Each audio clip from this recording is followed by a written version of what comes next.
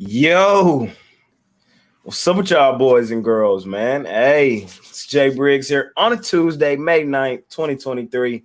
Trying to cook up these NBA playoffs per usual. Got my guy Chris, man. Ruffalo. What's up, man? Glad to have you back, man. You been gone, man. You wasn't here last. Yeah, I just disappeared into fat air, but I guess I was away for a little bit, but I'm glad to be back. Just in time for the meat of the NBA, the conference semifinals. I wouldn't trade it for anything. Yes, sir. Yes, sir. Glad to have you back on the show. Ready to cook it up per usual, man. How you been enjoying, just what's going on in sports right now? NHL playoffs, NBA playoffs, baseball kind of getting in that kind of to like that mid-season flow. Still really early in the season, but we're starting to figure some of these teams out. How you feeling about some of the sports action right now? Well, let's not talk about the NHL because you probably know exactly how I'm feeling right now. But yeah, I'll just say I get to at least talk a little bit more about the Leafs here than I did on the morning show, and all I said was probably two sentences. So I say it all starts with one. They got to win Game 4 tomorrow, but I won't be surprised if they pull typical Leafs behavior. But anyways, let's go to the sports that I'm actually not sick to my stomach about right now, and that's like you said, the NBA. We're in the final 8. It's teams that some we thought would be here, some were surprised are here, and some were not. And I think go back to last night's series. I still think people are forgetting that the Miami Heat were the 1 seed last year. I think a lot of focus is on the fact that they barely made it in through the play-in tournament and this, that, and the other. But it's like they're still a good team. Without Tyler Hero and Victor Oladipo, yeah, those injuries sting, but this is still a top level team, and playoff Jimmy Butler is an actual thing. But yeah, Jimmy Hemi is balling right now. As you know, I hated on Miami all season. I faded Miami damn near all season, especially at home. During the playoffs, it's not been great. I'm gonna be honest. They're hooping right now. I think they're the best ATS team in the playoffs thus far. Miami is in that mode, and the Knicks don't seem to quite have an answer. I am one of those that forget that Miami was the number 1 seed last year. They were. These road guys for them are playing extremely well.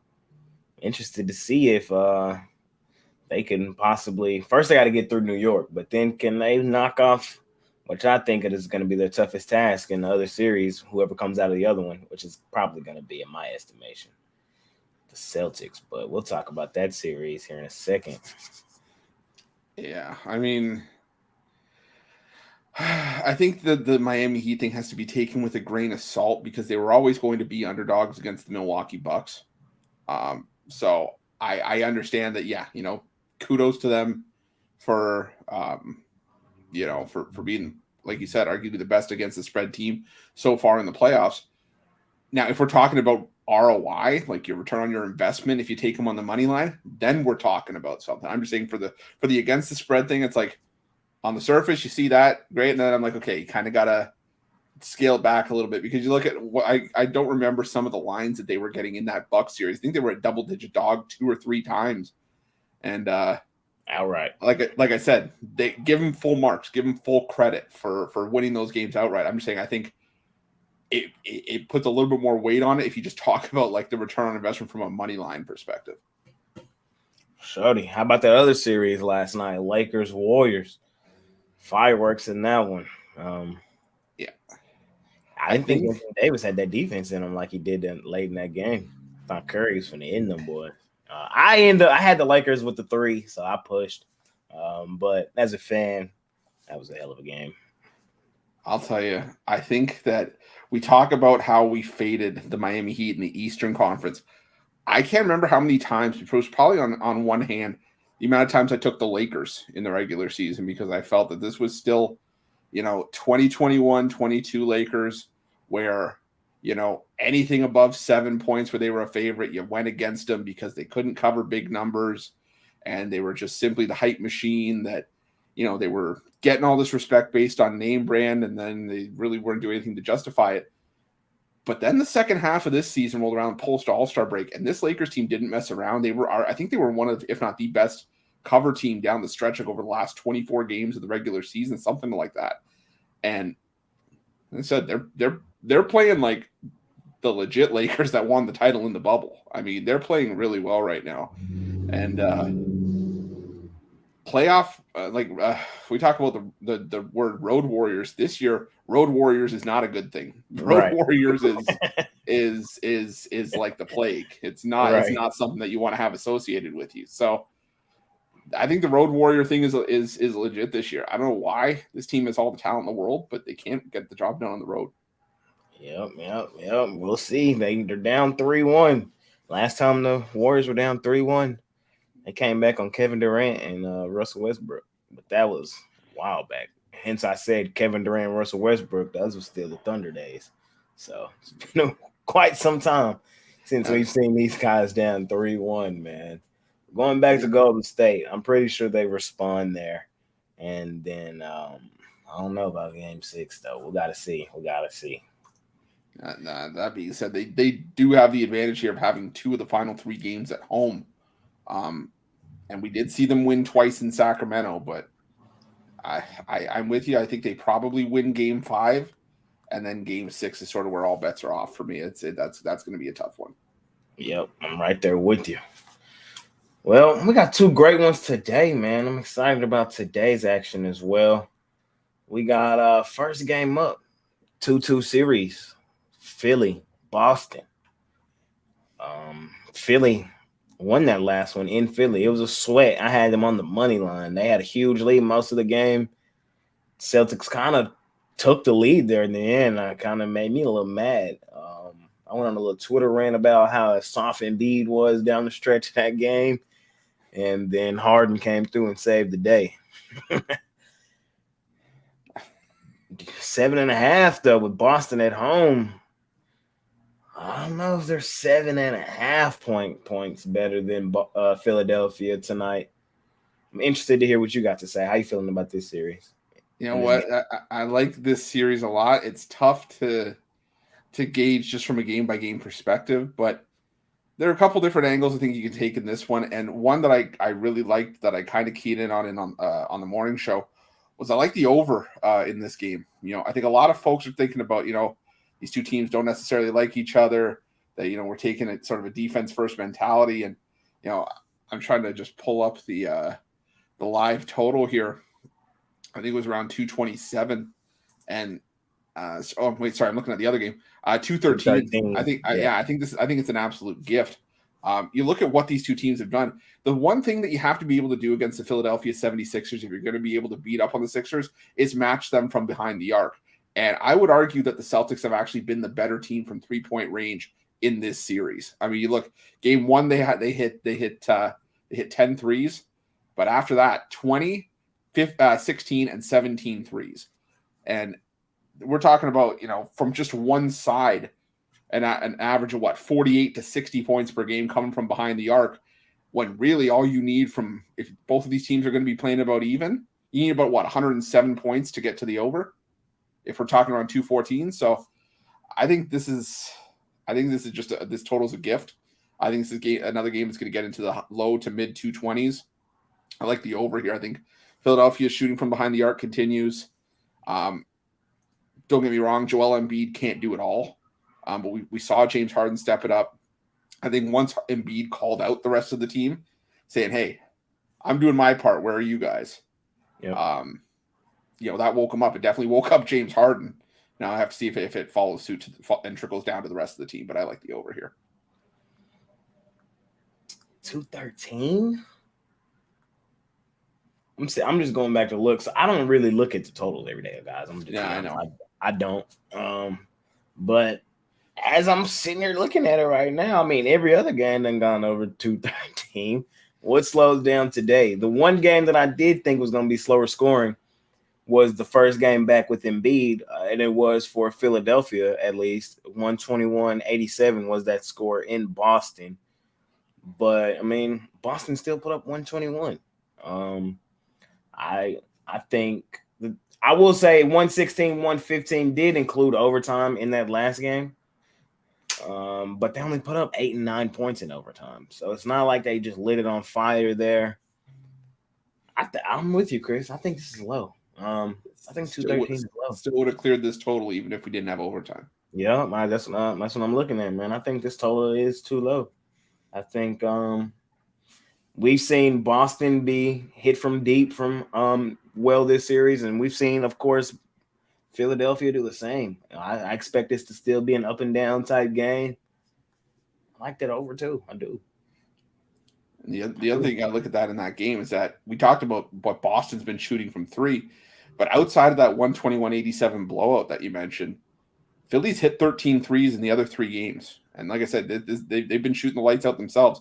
Maybe not automatic from 3-point range, but they've been able to put up at least 39 points from behind the arc in the other three games. So, yeah, you have a Boston team that's put up at least 100 and let me pull up the number here, at least 114 points in each of the games since game one of the Atlanta series.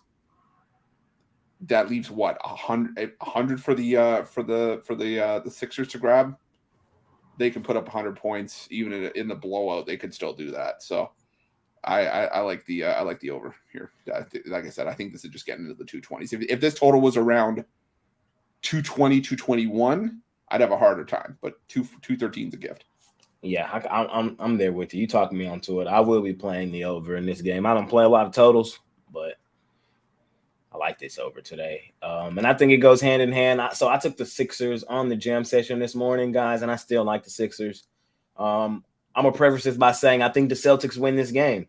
I have the Celtics winning the series, but I think 7.5 is too many points. And I know underdogs have not been losing and covering spreads. They either win the game outright or they don't cover the spread. But in that same breath, 7.5 is quite a bit amount of points.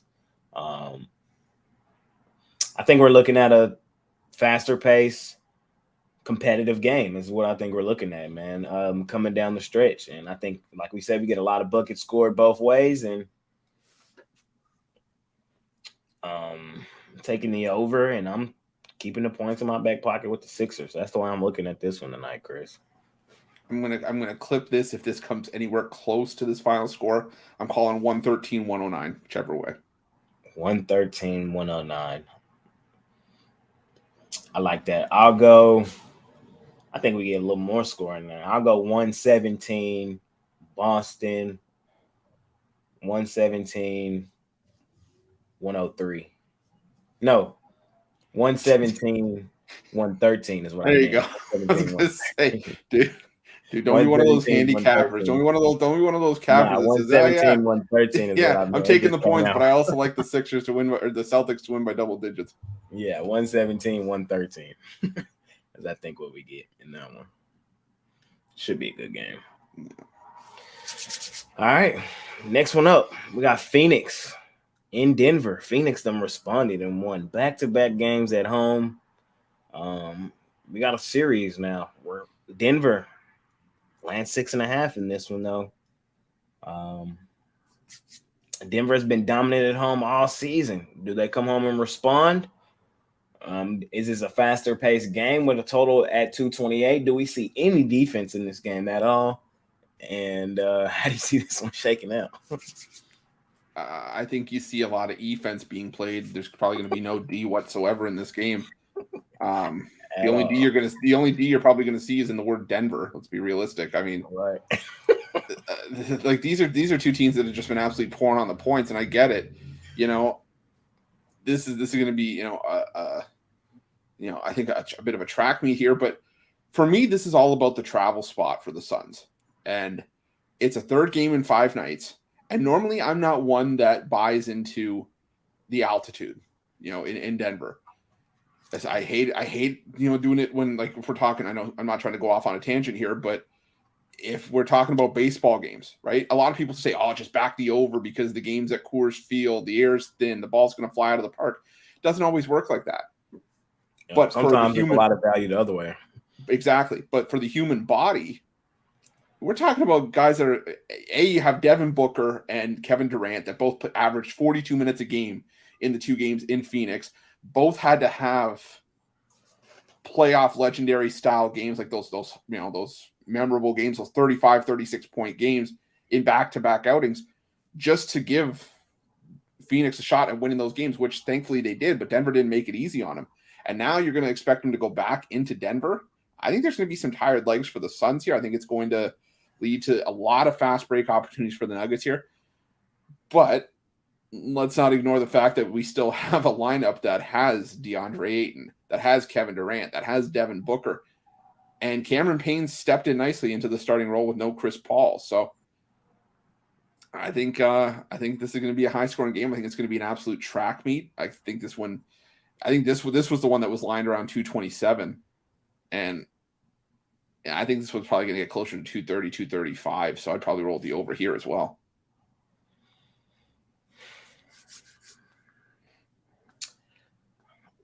Total for me in this one is high, but I mean, like you said, we have not really seen a lick of defense in this series.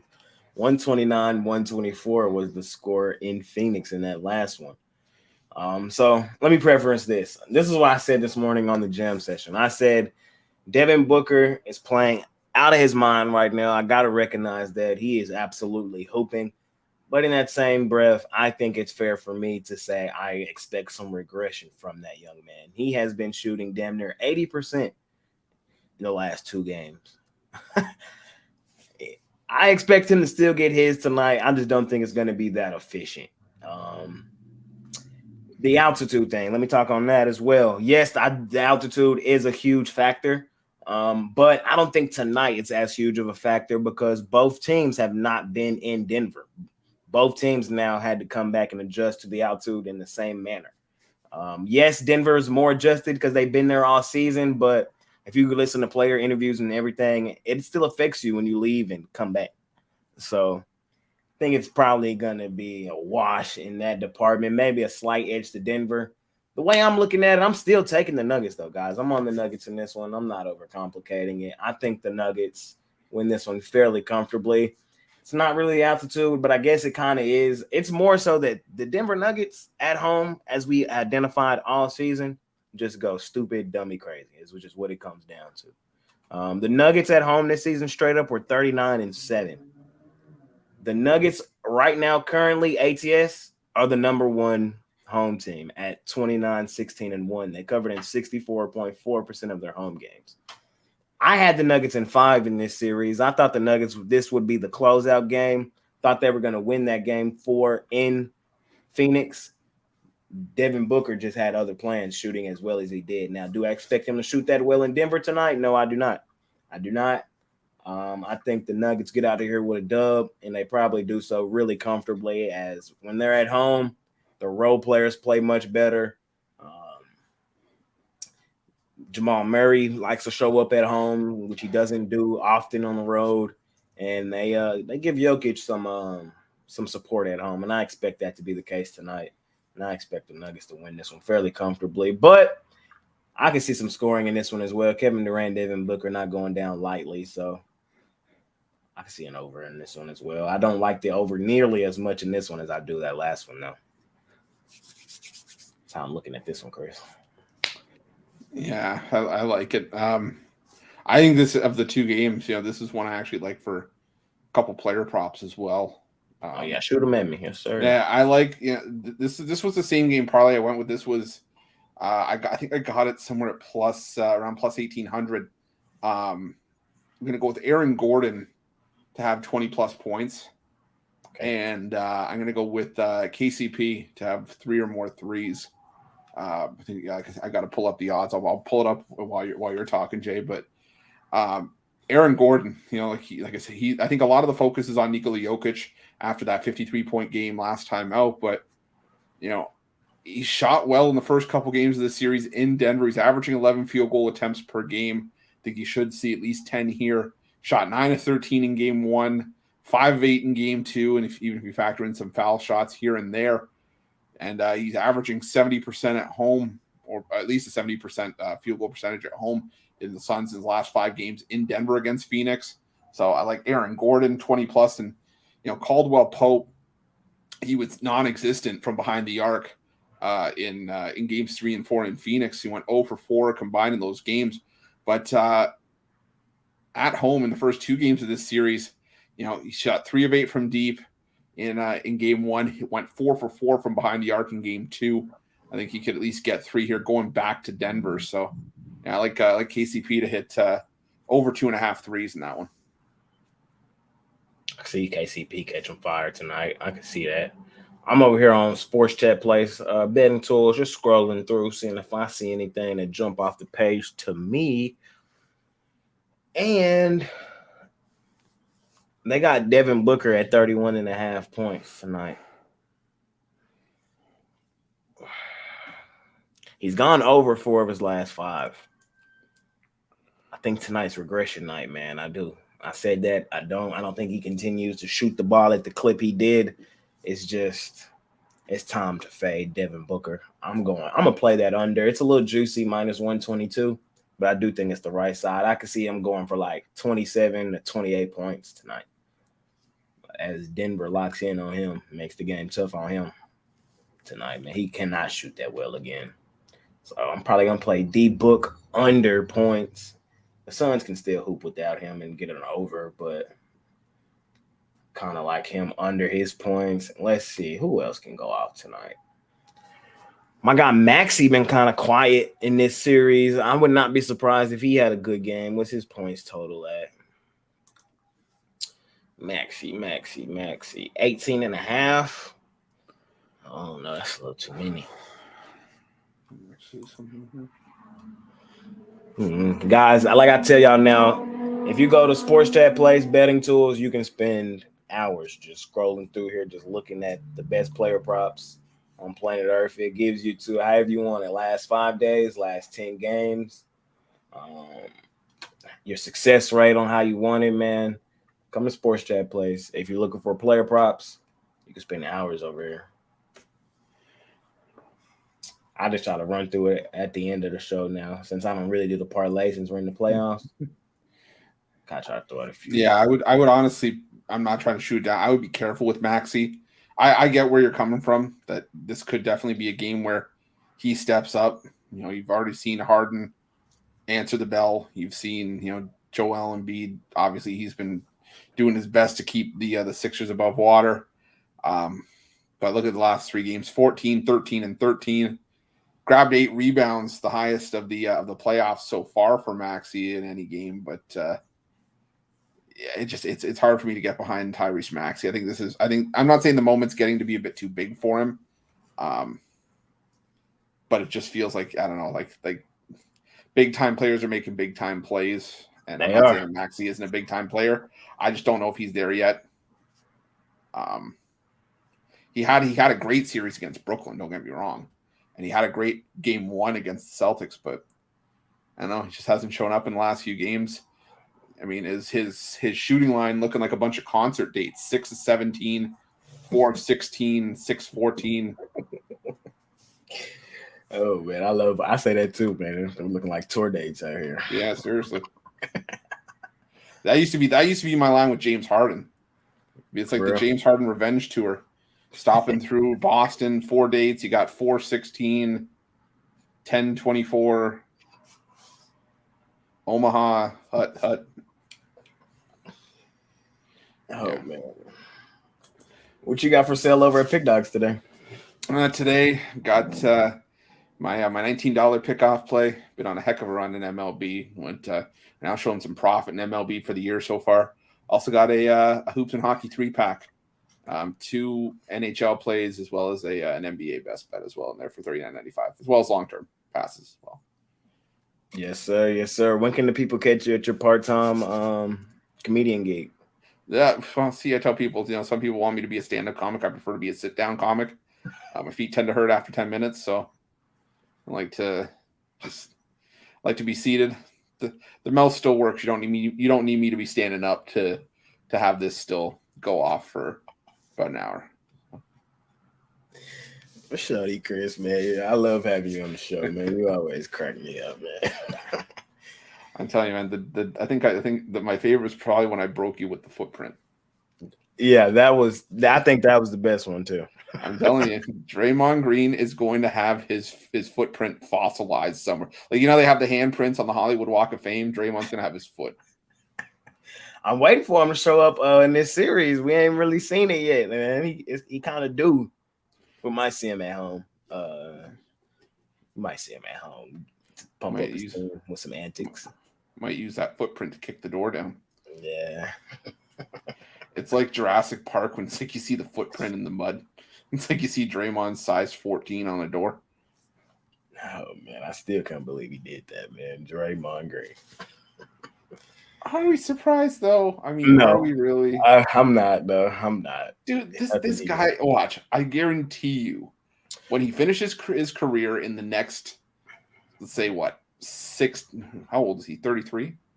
Something like that? I don't know. Yeah, he's getting up there.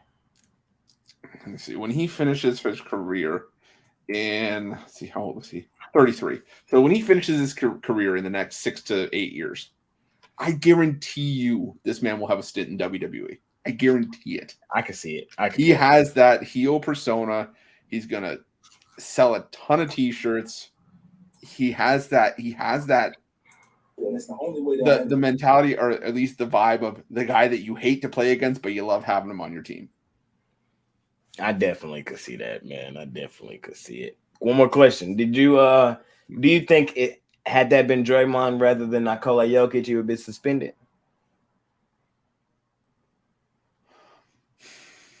That is an interesting question. Because I honestly could see it. Part of me wonders, though, and this is I'll answer your question with a question. How do you think that the owner had anything to do with that decision? That he didn't get suspended? That he didn't get suspended. Yeah, I do. So if he doesn't say anything. To me, I think had it not been anybody but an owner, I think it all kind of played hand in hand. I think because it was an owner, they kind of let it slide, and probably because the owner said, "Hey, cool it, let's let it slide," is why they let it slide. But I don't know. It's a weird situation. I'm glad he's in the game, though, because I don't want to see stars out of the game, especially not for something like that. But I just was wondering, Yeah, and I get it. People are like, oh, it's theatrics, it's rigged. Of course, he's not getting suspended or whatnot. The problem is that, and this is the only word I can use to describe it. Draymond is a repeat offender. Exactly. Right? Yep. This is not the first time we have seen him in a negative limelight. Not necessarily over the course of his career. We're talking about this playoffs. He's had a couple of questionable incidents. He's fair. I'm sorry. If you take a soundboard of funny sound clips, the bang and all the funny noise or whatever, the clown noises, and you put it under the amount of things that Draymond Green has done this season, it would probably make it instantly funny. It would be a laugh track. It would be like on America's Funniest Home Videos, the amount of times he's punched a dude in the groin, the amount of times he's stepped on someone's chest, footprint, the amount of, the amount of stuff he's done this season. Nobody would be surprised, I think, if Draymond got suspended because of that. But because Jokic is one of the guys that you rarely, he keeps his nose very clean. Yeah. He rarely does something like that and lets it affect him. And if he does, it's more like pushing and shoving. There's not a scrap. You know what I mean? If there's there's physical play in the paint, guys start pushing and shoving back and forth. That's when he gets into hot water. But he never does heelish antics like that, like with a fan. I think that was just a giant misunderstanding. I thought from the beginning, it was blown out of proportion. I did too. I just was wondering. I watch a lot of soccer too, so I automatically assume that everything's an embellishment until proven otherwise. I'm watching hockey and I'm like, oh, he's diving, and then I see he gets a cross check to the face, and I'm like, oh, okay, maybe not. That's one thing. So hockey is way more physical than I gave it credit for. It is. You know what? I'm excited about hockey right now, man. My Stars, man, they're struggling. Hopefully they bounce back today. I do like my Stars today, guys. I don't have a premium on it or nothing like that, but I do think we maybe bounce back today. Free play on the Stars, but it's coming from me, so I'm a Stars guy, I'm a Dallas guy, so it is what it is. But I think we tied up today. I really do, 2-2. I always say this to everybody: if you are not a hockey fan, tune into one playoff hockey game, and it will change your mind. For sure. You don't have to be a hockey fan over the course of the regular season. That's fine. Watch one playoff game. And I wouldn't even say watch maybe game 1 or game 2. Watch like a game 5 in a series that's 2-2. Or hell, even watch game 7. You will see something that it's like, I finally get it. Yep. I've had so many people be like, oh, I can't stand hockey. It's it's such a nonsense sport. Nobody cares about it. And then I sit them down. I said, like, I was in a bar and I said, you know what? I get it. Just watch this. Just watch game 7. I'll stay here the whole game. I'll watch it with you. Just stay with this. And by the end of that game, the person was like, I get it. Yeah. I won't maybe necessarily sit down and watch every single game, but I now get it. Yep. For sure. I love playoff hockey, man. I'm excited about tonight's action too. We'll see if I know you don't really want to talk about it, but we'll see if your Leafs can you know what? Take back. I told you today. I was talking to my dad. I know I'm filibustering here, but I was talking to my dad today, who is a diehard Leafs fan. Like, this man has a shrine on his couch every single Leaf game that they play. It looks like a fan spontaneously combusted on his couch. And he said to me some of the truest words I think could ever have been spoken. It's that if the Leafs lose if they lose in game 4, no one will be surprised. And it's almost like that 19-year thing didn't happen. I said this morning, I was like, you know what? If you said to me, I said the first round series win over Tampa was important because it shuts up all the trolls that say, oh, Toronto hasn't won a series in 19 years. But now, if you get swept in the second round by Florida and all these Leaf fans saying, we want Florida, now it's like that first round series never happened, because now It's like, oh, well, you won a first round series, but you haven't won a game in the second round since 1990, whatever. So it's like,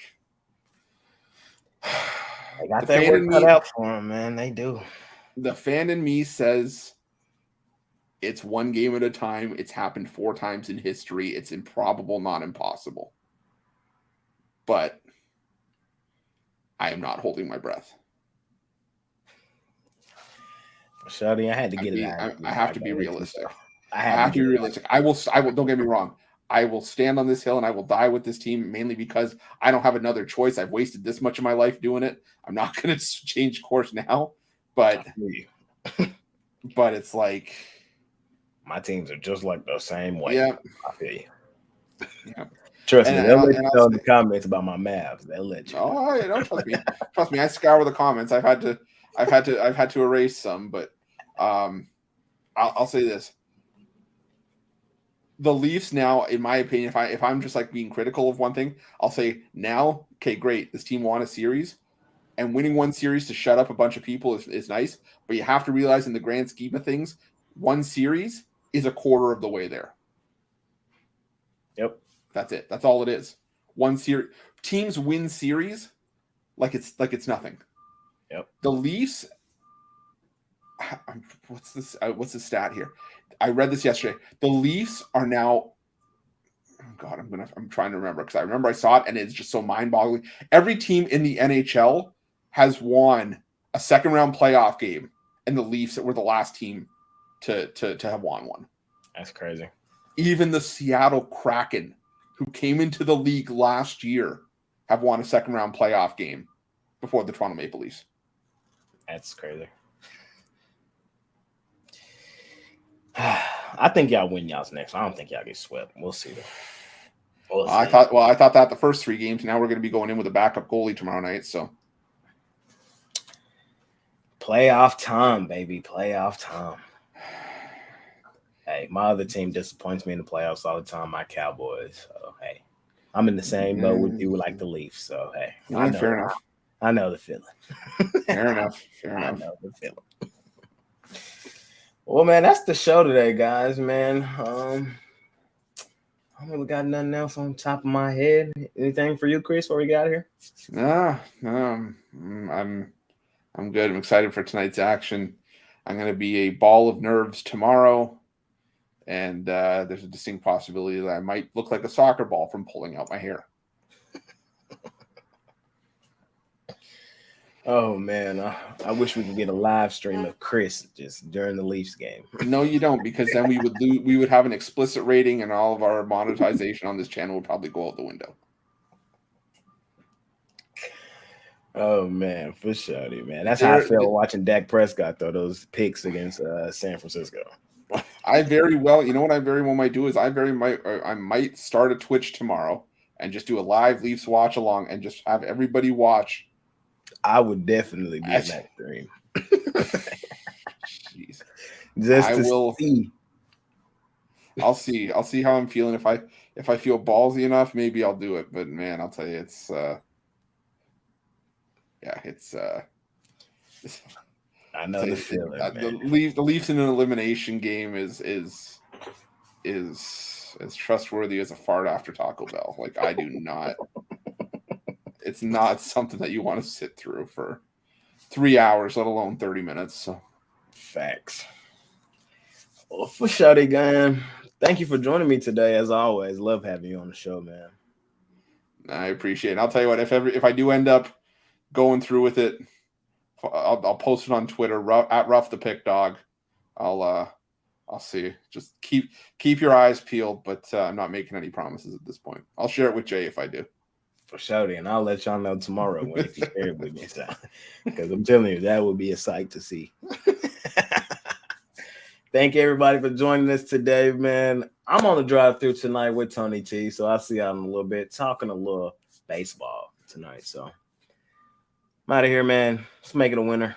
See y'all later. Peace.